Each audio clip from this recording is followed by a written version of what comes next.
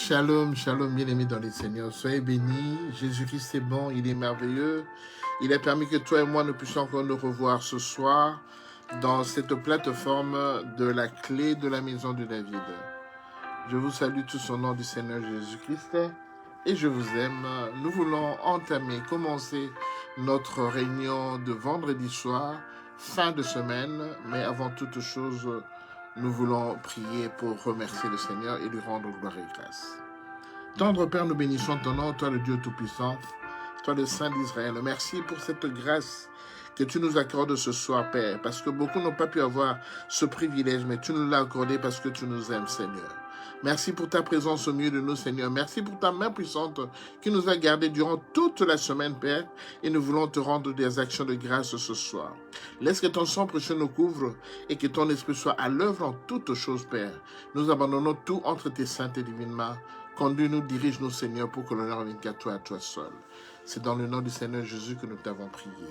Amen. Amen, amen, amen, bien-aimés dans le Seigneur. Je suis vraiment dans la joie de vous retrouver ce soir. Maman Piedette, sois bénie. Nous voulons encore, bien-aimés, voir ce que le Seigneur nous a réservé pour cette année 2025. Bien-aimés, 2025 est une année décisive. Et le Seigneur nous a appris que 2025, c'est une année où il agira puissamment dans nos vies. Mais quitte à nous d'être obéissants à sa parole, de l'écouter et de mettre en pratique tout ce qu'il nous demande de faire. Parce que c'est vrai que de nous-mêmes, nous ne saurons pas tout faire, mais nous avons besoin de sa présence et de sa grâce dans nos vies.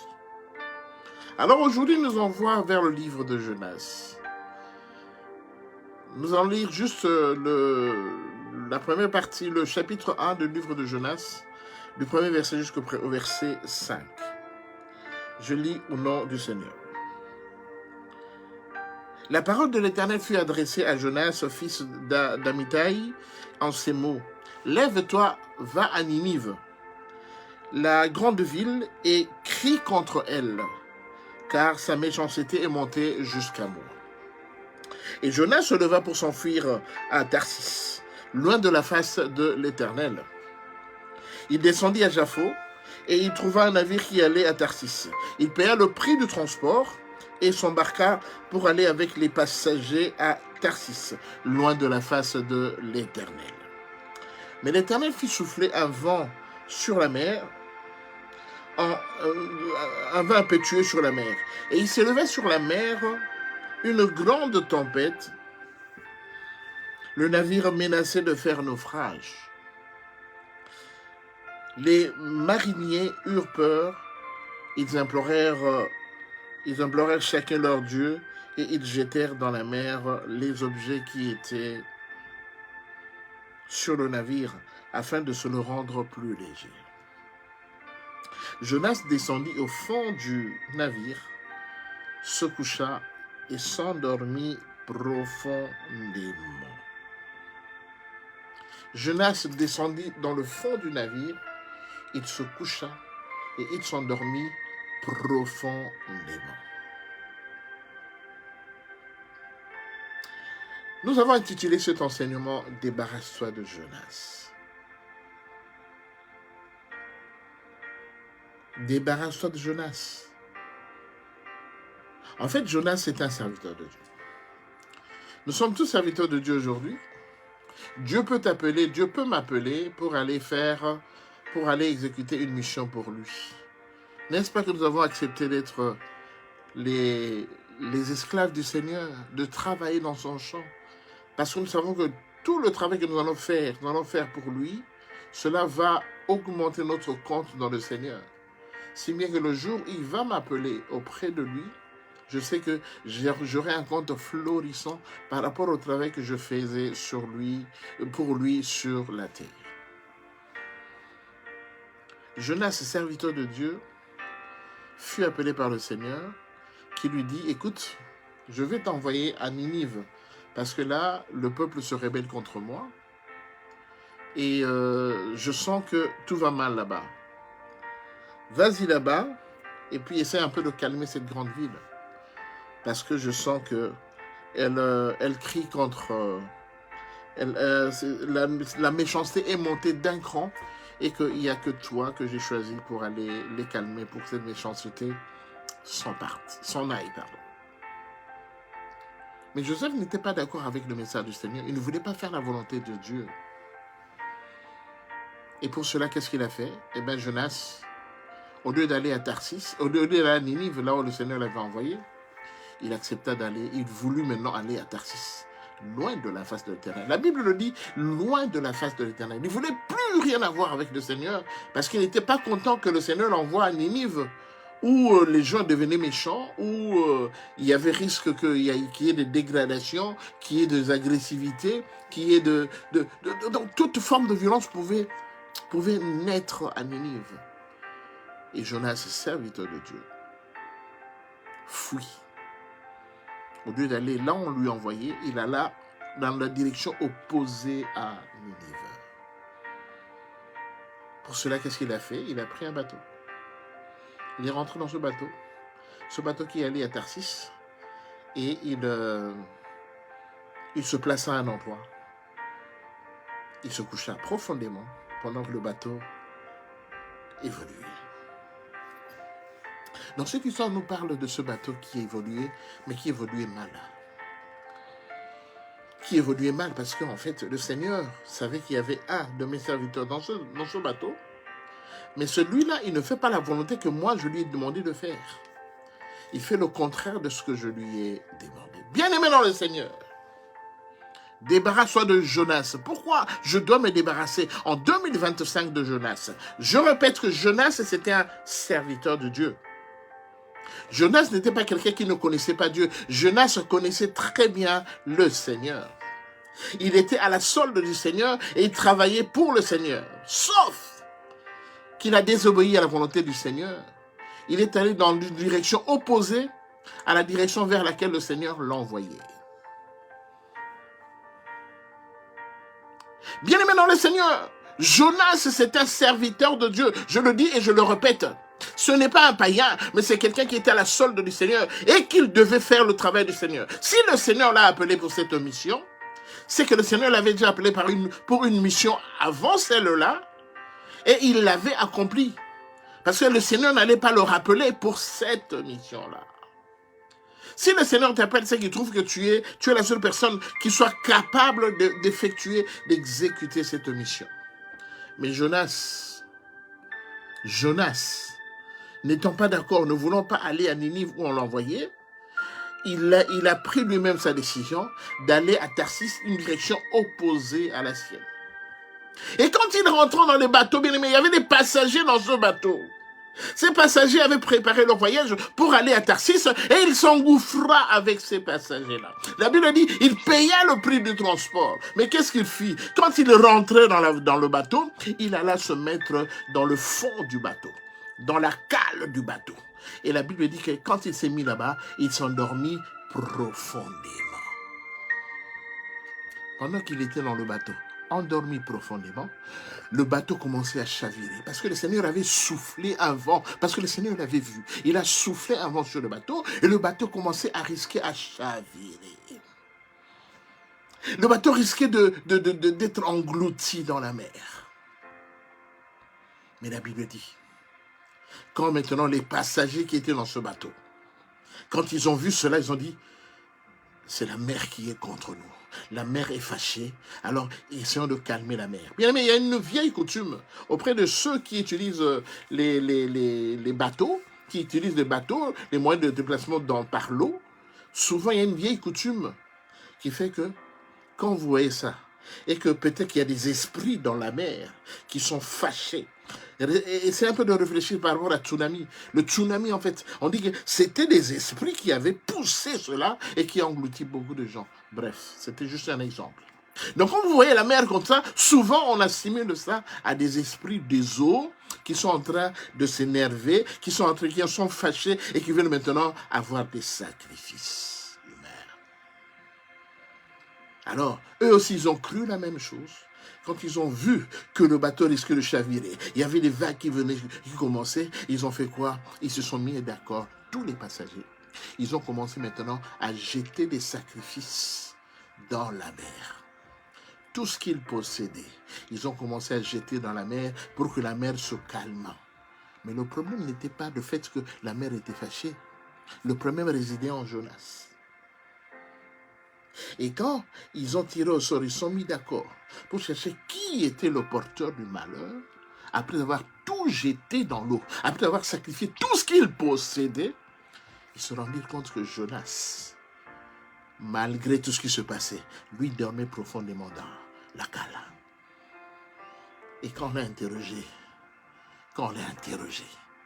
il a dit, ne vous en faites pas, c'est moi qui vous apporte tout ce malheur. Bien-aimé dans le Seigneur, je suis passager dans ce bateau, moi. Tu es passager dans ce bateau. Il se fait que quand il y a eu de turbulences, quand il y a des troubles dans ma vie, en début de cette année 2025, pendant ce mois de janvier, comme il y a des troubles dans ma vie, je sacrifie. Je sacrifie.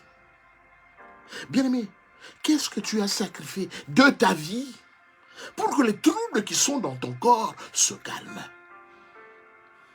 Qu'est-ce que tu as donné?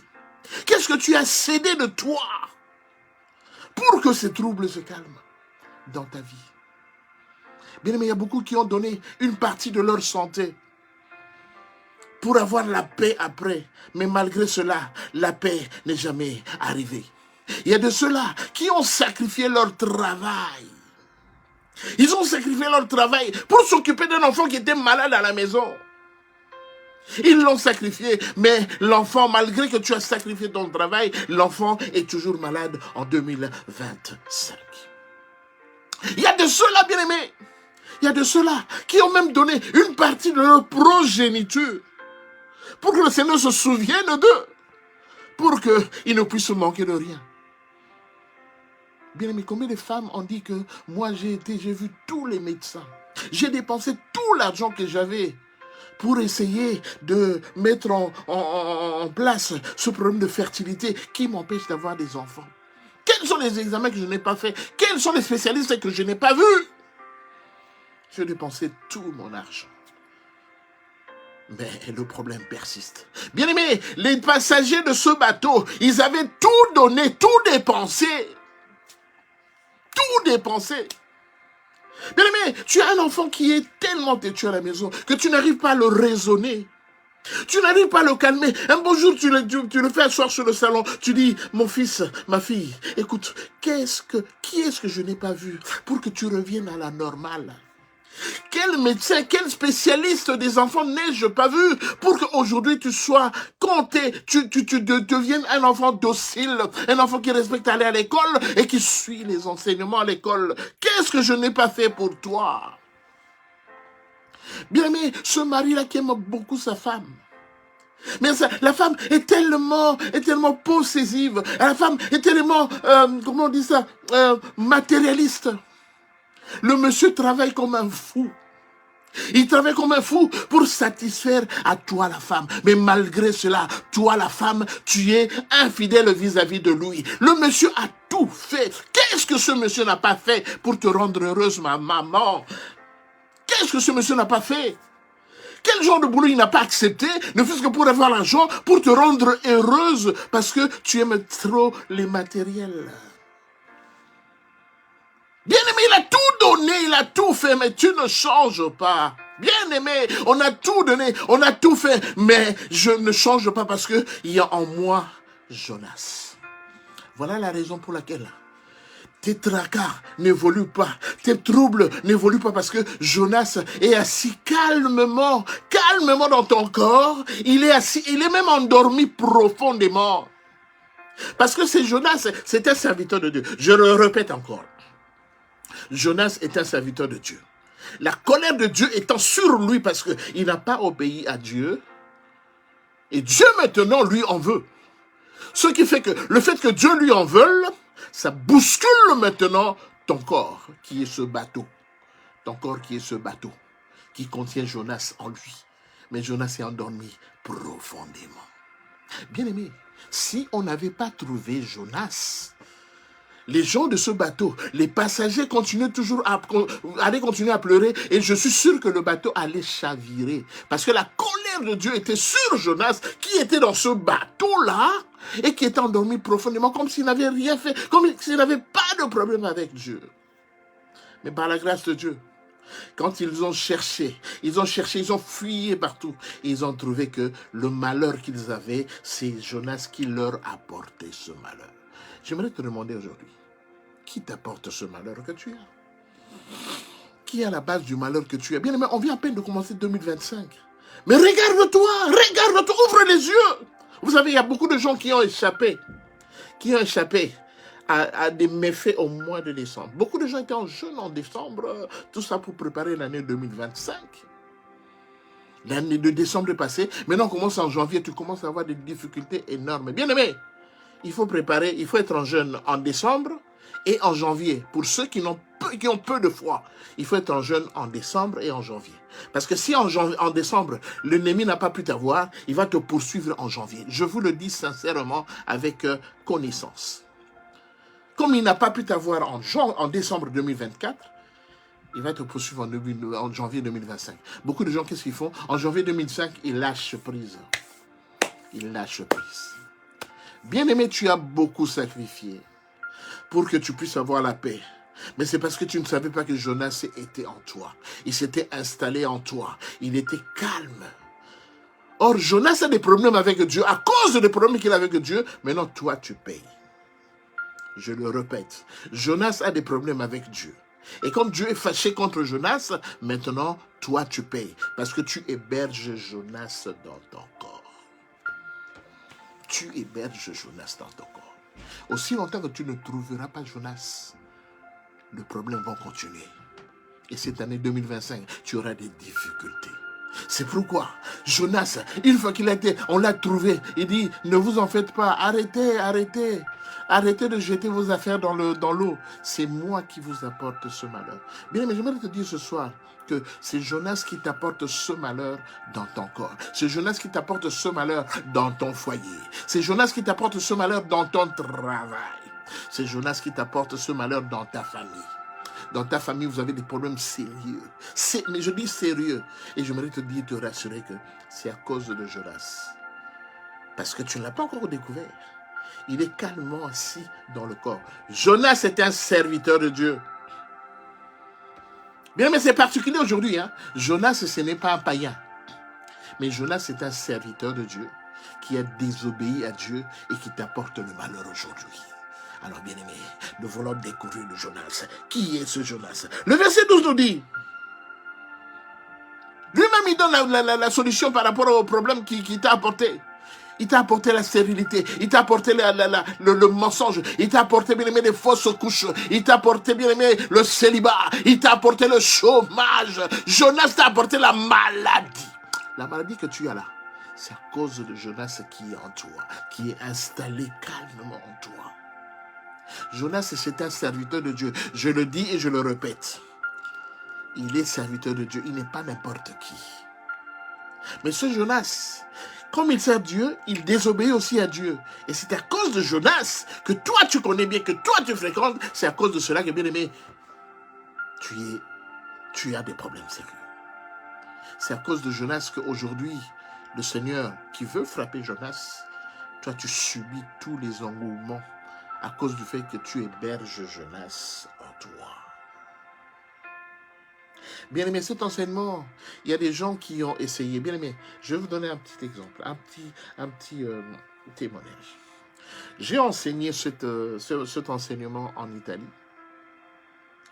Et j'ai demandé à tout le monde de rentrer et d'aller interroger le Seigneur pour savoir qui était le Jonas de sa vie. Et moi également, quand je suis rentré, j'ai interrogé le Seigneur, qui était le Jonas de ma vie. Bien, mais j'étais surpris. J'étais surpris au moment que je n'y pensais pas. Au moment que je n'y pensais pas. J'ai connu un serviteur de Dieu. Quand j'étais en Afrique, j'avais 15-16 ans. Ce type, il venait nous prodiguer des enseignements à la maison. Il me poussait à abandonner le monde, à venir auprès du Seigneur. Il était tellement présent dans ma vie, tellement présent dans notre famille. Je l'écoutais, je suivais ses conseils. Bien que j'étais païen, je suivais ses conseils. Mais à un moment dans la jeunesse, vous savez, quand on se débrouille, bon voilà, à un moment, tu as des blocages et tout ça. Tu trouves que c'est normal, c'est la conjoncture actuelle, c'est le pays, comment il allait, c'est l'économie du pays, tout ça. C'était normal qu'un enfant, un jeune qui termine l'étude, les écoles supérieures, qui termine de faire la haute école, qu'il soit chômeur, qu'il ne trouve pas de travail. Je trouvais ça normal parce que beaucoup de gens en Afrique, dans ce pays-là, beaucoup de jeunes, ils avaient un diplôme de bac, de bac plus 3, bac plus 5. Ils ne trouvaient pas du travail. Je trouvais ça, c'était normal. Mais quand j'ai donné cet enseignement, plus de 15 ans après ce moment, eh bien aimé, quand je suis allé dormir, le Seigneur m'a montré le monsieur là. Celui-là qui me parlait de Dieu, qui me parlait de Jésus, que Jésus m'aimait beaucoup, tout ça. Je l'ai vu. Et le Seigneur m'a dit, voilà ton Jonas. Bien aimé, je n'y pensais plus. Je n'y pensais plus. Je me suis dit, mais bon, il y a longtemps que c'était... Mais c'était lui qui était mon Jonas. Il était assis calmement. Il dormait calmement dans mon corps, dans ma vie. Et c'est lui qui avait en fait, qui de sa présence faisait en sorte que le Seigneur refutait certaines choses que je devais avoir. Parce que j'hébergeais en moi un Jonas. Bien aimé, je vous le dis sincèrement. Dieu a dit à Jérémie, il a dit, invoque-moi, je te répondrai, je t'annoncerai des grandes choses, des choses que tu ne connais pas. Bien aimé, il y a des choses que tu ne connais pas. Il n'y a que Dieu qui peut te révéler cela. Si tu n'invoques pas ce Dieu-là, il ne peut pas te le révéler. Mais je te dis, bien aimé, quand plus de 15 ans après, je dis plus de 15 ans après, le Seigneur m'a montré ce monsieur. Bien aimé, nous sommes, ou bien tu pries Dieu, ou bien tu ne pries quelqu'un d'autre. Mais ce Dieu-là que tu pries, qui t'aime beaucoup, tu mets en pratique tout ce qu'il te demande de faire, ce Dieu-là n'hésitera pas à te montrer qui est Jonas dans ta vie. Et je le dis, je le répète, Jonas, c'est un serviteur de Dieu, mais un serviteur désobéissant. C'est pourquoi il a dit lui-même, la solution pour moi, pour que tu sois en paix, pour que ta vie aille bien, la solution, c'est que vous devez me jeter dans l'eau. Bien aimé, il a donné lui-même la solution. Il a dit, voilà, si une fois que vous m'avez découvert, il faut me jeter dans l'eau. Nous, on va prier. Je recommande à tout le monde de prier ce soir. Même si tu as un semblant de vie qui montre que tu es bien, un semblant de vie. Parce que nous tous nous faisons semblant, on est tous des hypocrites. Hein. On est tous des hypocrites. Quand tu vois un ami, un frère, une soeur, un membre de la famille, comment ça va? Tu dis, oh, tout ça va bien. Quand tu commences à vanter, à parler de tous tes enfants, tu les présentes toujours d'une bonne manière. Mais peut-être avec cet enfant-là, un de ces enfants, tu as des difficultés énormes. Tu n'arrives pas à t'en sortir avec cet enfant-là. Mais tu dis, oh, il va très bien. Parce qu'on nous enseigne qu'il faut être dans la discrétion. Dans la discrétion. Alors, dans la discrétion, tu caches beaucoup de choses négatives. J'aimerais te dire ce soir que c'est Jonas qui est à la base du comportement de ton enfant. J'aimerais te dire que ce soir, que c'est Jonas qui est à la base de ta stérilité. J'aimerais te dire ce soir que c'est Jonas qui a pris une bonne partie de ta vie et qui s'en sert. Bien, mais Jonas peut être ton père, ton frère, ta soeur, surtout serviteur de Dieu. Je le dis et je le répète, surtout serviteur de Dieu. Jonas peut aussi être ton daddy. Oui, c'est vrai que nous, les daddies, nous nous présentons bien. Mais notre vie cachée, il y a beaucoup de gens qui ne connaissent pas. Beaucoup de gens ne connaissent pas notre vie cachée. Parce que c'est la relation que j'ai avec Dieu. Mais quelle relation j'ai avec Dieu? Et c'est quel Dieu? Parce que beaucoup de daddies disent, voilà le Dieu de mon alliance. Tu as fait alliance avec quel Dieu? Jonas. Bien, mais je vais revenir à cet enseignement parce que j'essaie de respecter les 30 minutes. Je vais revenir à cet enseignement pour voir les différentes péripéties. Parce que ça peut dégénérer. Le Jonas dont on parle ici, ça peut dégénérer. Ça peut se multiplier en multiples facteurs. Et cela fait en sorte, bien aimé, le Seigneur veut qu'en 2025, il veut que tu commences l'année bien. Il veut franchement te donner la vie. Mais il te demande, débarrasse-toi de Jonas. Alors, tu es mon frère, ma soeur. Nous voulons élever le nom du Seigneur. Nous voulons remercier le Seigneur parce que ce Dieu-là est tellement merveilleux. Des fois, nous attribuons nos difficultés, nos tracas, nos problèmes à des personnes, certaines situations, mais qui ne sont pas réelles. Le vrai problème, c'est que tu as Jonas dans ta vie, qui est assis calmement, qui est couché calmement, profondément. Et c'est quelqu'un auquel tu ne fais pas attention. Il n'y a que Dieu qui peut te le révéler. Je le dis, il n'y a que Dieu qui peut te le révéler. Alors, là où tu es maintenant, je voudrais que tu puisses élever le nom du Seigneur. Nous aurons 2 ou 3 sujets de prière seulement. Élève le nom du Seigneur. Remercie ce Dieu-là qui veut qu'aujourd'hui que tu sois débarrassé de Jonas. Parce que Jonas va détruire complètement ta vie. Il n'en veut vraiment pas à toi. Mais Jonas a des problèmes avec Dieu et c'est à cause de cela que tu subis. Parce que tu es en train de l'héberger. Élève le nom du Seigneur, prions au nom de Jésus. Béni soit ton nom le Tout-Puissant. Béni soit ton nom, le Saint d'Israël, le Père. Je te bénis parce que tu es ce Dieu puissant. Je te bénis parce que ce Dieu-là qui a révélé à Jonas d'aller faire son travail. Je te bénis, Père Roi, parce qu'aujourd'hui, Seigneur, tu nous révèles de grandes choses par rapport à la vie de Jonas dans nos vies, Père. Laisse que ton nom soit loué, que ton nom soit glorifié, Seigneur. Laisse que chacun de nous, Père Roi, puisse découvrir réellement qui est le Jonas de sa vie. Parce que, Seigneur, une fois que le Jonas est découvert, la partie devient facile à conquérir. J'aimerais, Seigneur, Père Gloire, moi, mes bien-aimés, Père Gloire, nous nous tournons vers toi, Seigneur, car c'est toi qui donnes la vie, c'est toi qui donnes la paix, Seigneur. Rends-nous, Père Gloire, Jésus-Christ, assez forts afin de pouvoir découvrir qui est Jonas caché dans nos vies, dans notre train de vie. Nous te bénissons, sois béni. Gloire à toi. Merci, Seigneur. Gloire et louange à toi, Seigneur.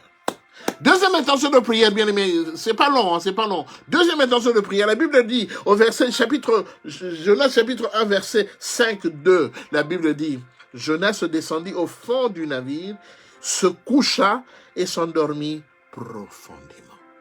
Bien aimé, nous allons seulement demander au Seigneur, Seigneur, révèle-moi qui est Jonas. Révèle-moi, montre-moi qui est ce Jonas qui est couché dans ma vie. Montre-moi ce Jonas qui s'est fait discret dans ma vie. Montre-le-moi. Parce que là, la Bible dit qu'il alla dans le fond du navire et il se coucha et il s'endormit profondément. Bien aimé, Jonas s'est endormi en toi. Et il dort profondément. Bien aimé, il faut le découvrir pour le réveiller. Vous savez, Jésus, on l'avait réveillé, il était dans le navire. On l'avait réveillé par les disciples parce que le navire allait chavirer. Ils l'ont secoué violemment jusqu'à ce que Jésus s'est réveillé. Bien aimé, demande au Seigneur qui te révèle. Notre prière seulement que le Seigneur nous révèle qui est Jonas et où se trouve-t-il dans nos foyers. Élève ta voix, prie au nom de Jésus. Seigneur, je voudrais abandonner ce moment entre tes mains. Toi qui connais toutes choses, Père gloire, la Bible déclare que les choses cachées sont à nous, et les choses cachées sont en toi, et les choses révélées sont à nous, Seigneur. Aussi longtemps que je ne saurai pas la révélation, l'homme de Galilée, Père, je ne saurai pas qui est Jonas dans ma vie, et ne saurai pas réellement le combattre, Père, afin qu'il puisse quitter, libérer mon corps. Il n'y a que toi seul qui connais toutes choses, parce que toi tu sonnes les cœurs et les reins. Seigneur, j'aimerais, Père gloire, t'abandonner mon corps tout entier, car la Bible déclare, approchons-nous donc avec assurance du trône de la grâce, afin d'obtenir miséricorde et d'être secouru dans nos besoins. Seigneur, si tu oses me montrer qui est Jonas dans ma vie, Père, gloire Jésus, le problème sera facilement résolu. Le problème sera facilement résolu, Seigneur Jésus. Voilà pourquoi, Père, gloire, j'ouvre mon cœur. J'ouvre mon cœur, moi qui suis pécheur, afin que tu puisses me révéler qui est Jonas et comment il se trouve dans mon corps pour que je puisse, Père, aider, faire en sorte que tu m'aides à m'en débarrasser. Tu es mon Seigneur, mon Maître. Reçois l'honneur, reçois la gloire, reçois la puissance parce que tu es le Dieu Tout-Puissant. Béni soit ton nom. Merci, Seigneur. Troisième et avant-dernière intention de prière, j'ai sauté dans le verset 3. La Bible dit ceci. La Bible dit ceci au verset 5. La Bible dit, les mariniers eurent peur, ils implorèrent chacun leur Dieu et ils jetèrent dans la mer les objets qui étaient sur le navire afin de le rendre léger. Bien aimé, à un moment, pour que tu rendes ta vie correcte, tu as bien aimé sacrifié. Tu as sacrifié des choses. Soit tu as sacrifié de l'argent auprès des charlatans. Tu as sacrifié de l'argent auprès de certains guérisseurs parce que la maladie que tu avais ne te permettait pas de vivre. Tu as sacrifié une partie de ton corps. Tu as sacrifié une partie de ton corps pour que tu puisses te le rendre léger à cause de cette maladie qui te dépassait. Tu as sacrifié une partie de ton corps sans le savoir. Tu as sacrifié même tes enfants. Parce que quand on allait voir les petits féticheurs, quand on grandissait, le féticheur te disait, voilà, amène-moi 2 œufs, amène-moi une poule, amène-moi tout ça. Et tu as amené cela pour le donner. Alors que quand tu le donnais au féticheur, quand tu donnais ces œufs au féticheur, tu donnais tes enfants sans le savoir. Bien aimé, tu t'es débarrassé de beaucoup de choses qui sont à toi. À cause de Jonas qui faisait déjà partie de ton corps en ce moment. Tu as sacrifié. Même si dans ta vie, dans ton esprit, dans ton subconscient, le mot sacrifice n'existait pas. Mais celui auprès de qui tu as sacrifié, celui qui a reçu ton sacrifice, il sait que ça c'est un sacrifice. Et à cause de cela, tu as perdu. Tu as perdu. Aujourd'hui, tu as des difficultés. Tu as sacrifié une partie de ton argent.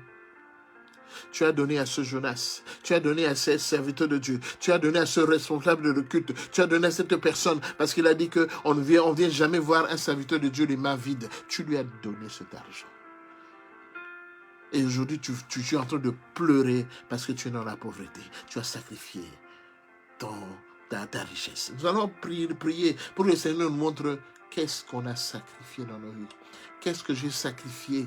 Élève ta voix, prie au nom de Jésus. Seigneur Jésus, ce soir, je vais te demander, montre-moi ce que j'ai sacrifié, Père. Ce que je sacrifiais, Père, auprès de Jonas, Père. Ce que je sacrifiais pour entretenir Jonas dans ma vie. Qu'est-ce que je n'ai pas sacrifié, Seigneur? La vie de mes enfants. J'ai sacrifié la vie des enfants, Père, pour que Jonas grandisse en moi. J'ai sacrifié mon mariage pour que Jonas grandisse en moi. J'ai sacrifié mes enfants, ma progéniture, pour que Jonas grandisse en moi. Seigneur, j'ai sacrifié, Père, Seigneur, mon mariage pour que Jonas grandisse en moi. J'ai sacrifié beaucoup de choses, Père de gloire, oh Jésus de Nazareth, pour que ce Jonas puisse trouver la quiétude dans mon corps. Seigneur, j'ai beaucoup sacrifié. Montre-moi, Père. Montre-moi, Seigneur Jésus-Christ, ce que j'ai sacrifié, ce qui m'empêche aujourd'hui de vivre heureux, parce que je l'ai sacrifié pour la bonne sauvegarde de Jonas en moi, Seigneur. Montre-le-moi, Seigneur Jésus-Christ, montre-le-moi. Seigneur, je crie à toi pour que tu puisses encore te louer, je prie encore pour pouvoir encore te magnifier.